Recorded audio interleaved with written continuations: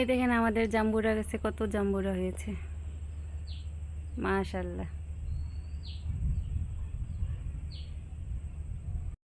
আসসালামু আলাইকুম এভরিওয়ান, প্রতিদিনের মতো আরেকটি নতুন ব্লগ নিয়ে আসলাম। আপনারা সবাই কেমন আছেন? আলহামদুলিল্লাহ আমি ভালো আছি, আপনাদের দোয়া এবং ভালোবাসায়।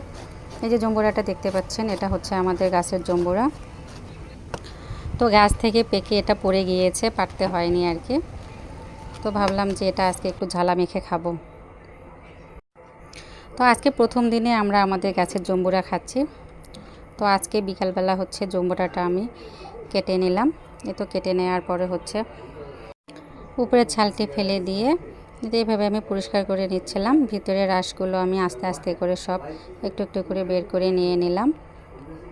তো দেখেই মনে হচ্ছে যে জম্বুরা রসগোল্লার ভিতরে একটু মাশাআল্লাহ ভালোই রস আছে। তো প্রথমেই আগে আমার শাশুড়ি আম্মাকে একটু দিলাম যে আম্মা একটু খাইয়ে দেখেন কেমন মিষ্টি লাগে। তারপরে হচ্ছে আমার মেয়ে একটু তুলে নিয়ে আবার খেয়ে দেখলো। তো আমার শাশুড়ি আম্মা বললো যে এগুলো একটু ভালো করে একটু লবণ, মরিচ, তেল দিয়ে আর একটু চিনি দিয়ে হালকা করে একটু মাখায় নাও। তো এদিকে আবার আমি শুকনা মরিচ ভাজতে দিয়েছি। তো সব ছেলানোর পর আমি একটু আলাদা রেখে দিলাম আমার মেয়ের জন্য, ও যেহেতু ঝাল খেতে পারবে না। আবার আমার ছেলের জন্য গোটা কষ দুইটা রেখে দিলাম, ও আবার এমনিতেই হচ্ছে নিয়ে খেতে পছন্দ করে। নিজেদের গাছের জম্বুরা একেবারেই ফরমালিন মুক্ত ফল, খেতে ভালোই লাগে,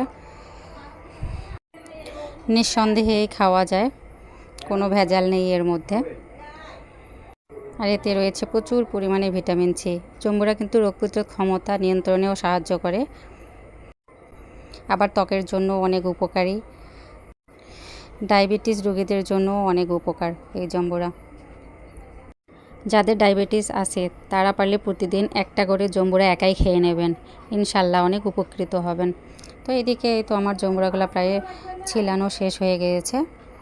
তো আমি ভাজা মরিচগুলো নিয়ে আসলাম, সঙ্গে একটি কাঁচা মরিচও নিয়ে আসলাম।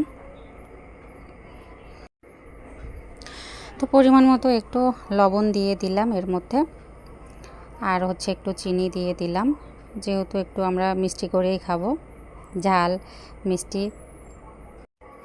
তো হাত দিয়ে আমি হচ্ছে মরিচটি কিন্তু ভাজিনি, কাঁচা মরিচ নিয়েছি। হাত দিয়ে এইভাবে হচ্ছে আমি মরিচগুলো ভেঙে নিলাম লবণ দিয়ে,